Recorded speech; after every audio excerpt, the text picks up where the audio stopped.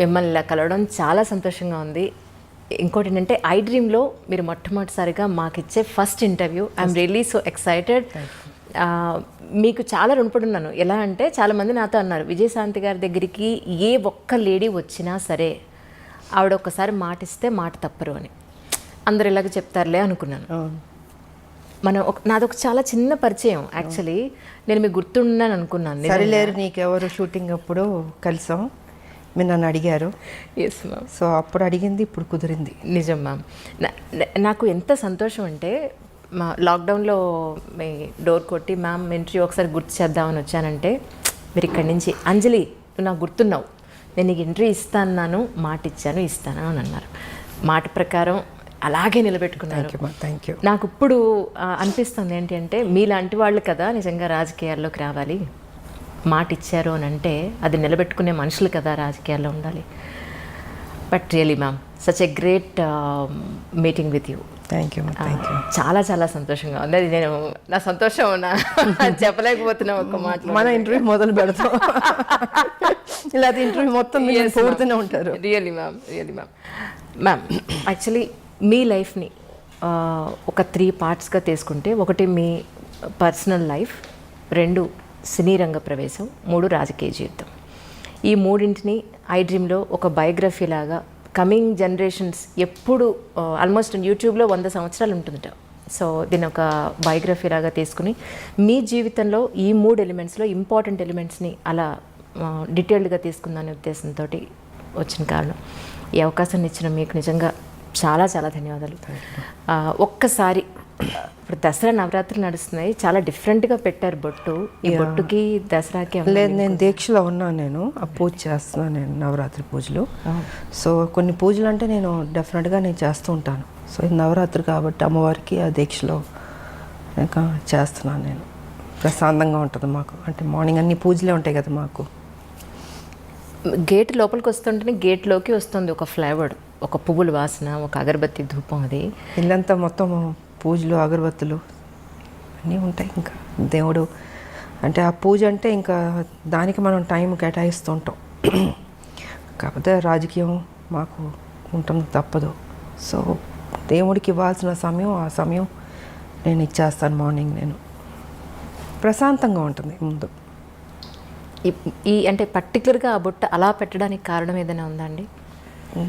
ఏమో నాకు తెలీదు. దేవుని దండం పెట్టుకున్నా అలా పెట్టేస్తాను అంతే. ఇలా పెట్టాలి అలా పెట్టాలని ఏమి ఉండదు. అది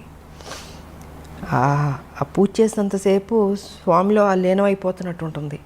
సో అది అయిన తర్వాత అమ్మవారి దీవెనతో బుట్ట అలా పెట్టేసుకుంటాను. మరి అది అంటే సుమంగళీళ్ళు ఎప్పుడు ఇలా పెట్టాలి ఒకటి ఉంటుంది లెక్క, ఇదేమో అమ్మవారిది.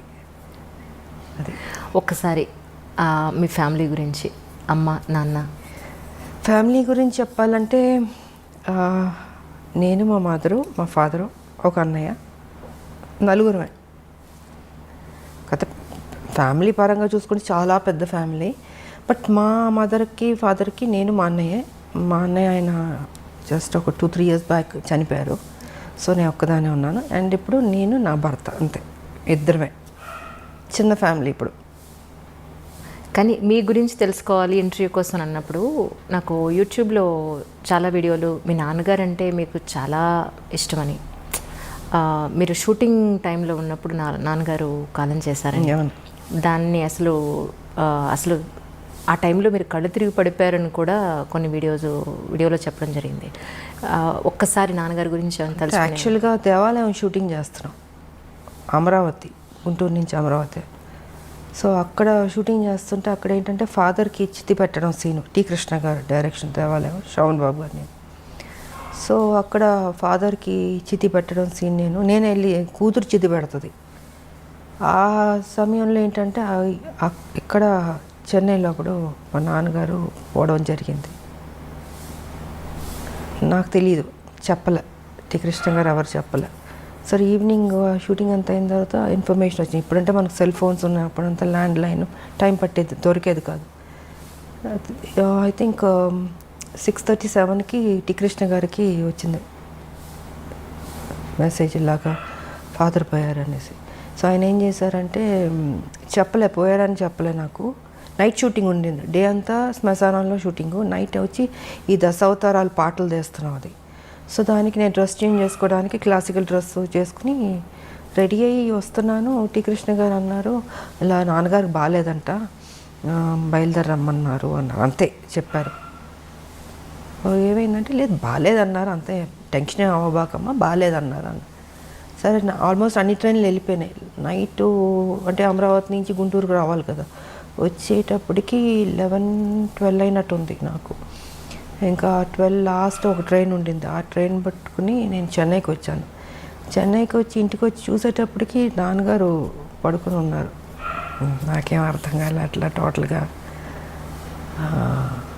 అప్సెట్ అయిపోయి మధుర అక్కడ కూర్చున్నారు. ఆవిడ వస్తుంది, నాకేం అర్థం కావట్లే. ఎందుకంటే మా నాన్నగారు అంటే చాలా ఇష్టం నాకు నిజంగా. సో ఇంకా అలాగా ఆయన చనిపోవడం జరిగింది. అండ్ దాని తర్వాత మళ్ళీ 1 year గ్యాప్లో మా మదర్ పోయారు. అంటే ఒక దెబ్బ మీద ఇంకొక దెబ్బ.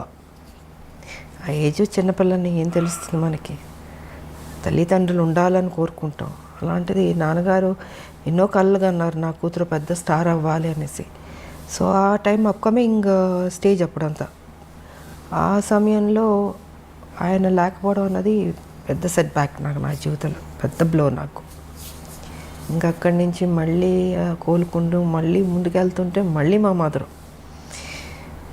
ఇంకా ఇది జీవితం అనుకుని ఇంకా అన్నీ నేనే భుజాన్ని వేసుకొని దిగమింగుకొని బాధ్యత తీసుకొని ఇంకా పనే నాకు సర్వస్వం అనుకుని ముందుకెళ్ళడం జరిగింది. అలా జరిగింది మా మదర్ ఫాదర్ది. కానీ ఒక ఆడపిల్లకండి, అంటే అబ్బాయి సొసైటీలో ఏది ఉన్నా, ఎవరి సపోర్ట్ ఉన్నా లేకపోయినా ఈజీగా అమ్మాయితో కంపేర్ చేస్తే ఈజీగా గెటన్ అయిపోగలుగుతాడు. కానీ ఒక అమ్మాయికి పేరెంట్స్ సపోర్టు, పేరెంట్స్ తర్వాత ఒక మంచి భర్త సపోర్ట్ లేకపోతే అంత ఈజీగా ఏ ప్రొఫెషన్లో ఉన్నా పైకి రావడం ఈజీ కాదమ్మా, చాలా టఫ్ అది. కాకపోతే నాకేంటంటే ఫస్ట్ మదర్ ఫాదర్ పోవడం వల్ల లైఫ్ విలువ, వాల్యూ, బాధ్యత అన్నీ ఆటోమేటిక్గా దేవుడు నాకు తెలిసేటట్టు చేశాడనిపిస్తుంది.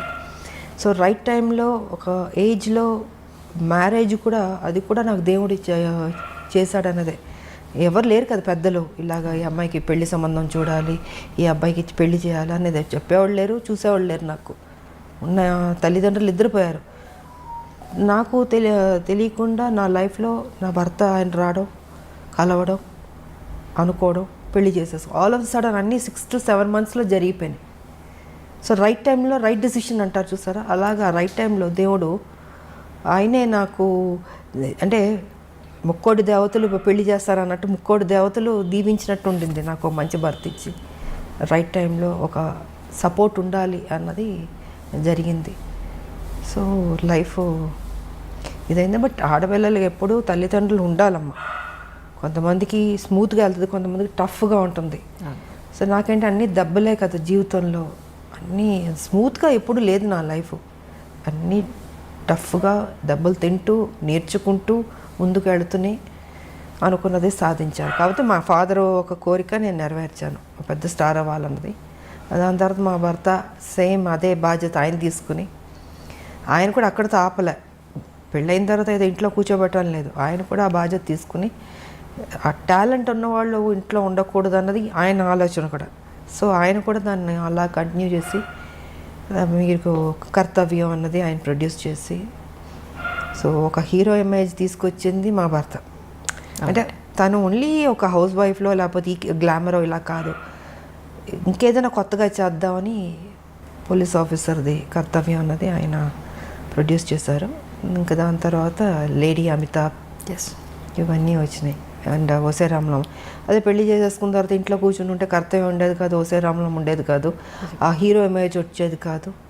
సో క్రెడిట్ ఐ థింక్ మా హస్బెండ్కి ఇవ్వాలి. నేను జనరల్గా మనకు ఉంటుంది, చాలే పెళ్లి చేసుకుందాం సెటిల్ అయిపోదాం అనుకుంటాం, కానీ అలా అనుకోలేదు. ఇంకా అది కూడా కాదు, దాని తర్వాత మళ్ళీ పాలిటిక్స్ కూడా నా మనసులో ఉంటుంది మనకి, కాకపోతే అవన్నీ జరుగుతాయా అని ఒక డౌట్ కూడా ఉంటుంది. కానీ వెనక నేను సపోర్ట్ చేసి ముందుకు నడిపిస్తూ ఈ దారిలో వెళ్ళు, ఈ దారిలో నువ్వు చేయి, నీ డ్యూటీ నువ్వు కరెక్ట్గా చేయి, ఆటోమేటిక్గా అన్నీ సర్దుకుంటాయి, మంచి జరుగుతాయి అన్నది ఆయన చెప్పింది.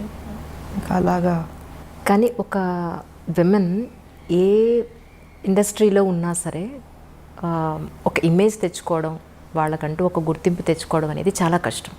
అందులో గ్లామర్ ఫీల్డ్లో, ఫిల్మ్ ఇండస్ట్రీలో ఒక హీరో ఇమేజ్ అనండి, అది కమర్షియల్గా అయినా సరే లేదంటే ఒక వాల్యుబుల్ పాయింట్లో అయినా సరే, మీరు ఒక హీరో ఇమేజ్ని అప్పట్లోనే హీరోలతో సమానంగా మీరు రెమ్యునరేషన్ పాయింట్ ఆఫ్ వ్యూలో కానీ మీ ఒక మాటకు విలువ కానీ అప్పుడు మీరు అంతా సంపాదించుకోవడం అనేది మామూలు విషయం కాదు యాజ్ ఎ విమెన్. సో అదంతా ఈజీ అండి. ఒక ఒక అమ్మాయికి ఒక హీరో ఇమేజ్ని తీసుకొచ్చి ఫస్ట్ థింగ్ ఏంటంటే మనం మెంటల్గా ప్రిపేర్ అవ్వాలి. హీరోలు ఫైట్ చేసేది మనం చూస్తున్నప్పుడు, మేము హీరోలు పక్కన చేసేటప్పుడు కొన్ని సీన్స్లో వచ్చి హీరో ఫైట్ చేస్తుంటాడు, మనం రియాక్షన్ ఇవ్వాలి. అప్పుడు అనిపించేది అయ్యో పాపం ఇంత కష్టపడుతున్నారు, ఇంత ఎగురుతున్నారు, కొడుతున్నారు, దెబ్బలు తగులుతుంటాయి వాళ్ళు కూడా.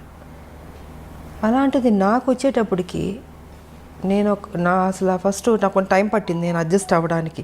అంటే ఆ ప్యాటర్న్లోకి తీసుకురావడం, నా ఫిజిక్ కావచ్చు, నా ఆ స్టైల్ కావచ్చు, ఒక మహిళలా చేసినట్టు ఉండకూడదు.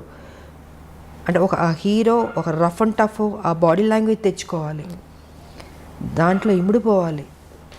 సో ఇట్ టుక్ టైం నాకు అది అడ్జస్ట్ అవ్వడానికి. అండ్ ఫస్ట్ పిక్చర్కి నా ఫైట్స్కిను సెకండ్ థర్డ్ దానికి ఇది ఇంప్రూవైజ్ చేసుకుంటూ వెళ్ళాను. సో ఇంకా దాని తర్వాత ది బెస్ట్ అన్న పేరు తెచ్చుకున్నాను నేను. అండ్ ఇంకోటి ఏంటంటే ఎందుకు చేయలేము, మనం చేద్దాం, రిస్క్ అయినా పర్లేదు.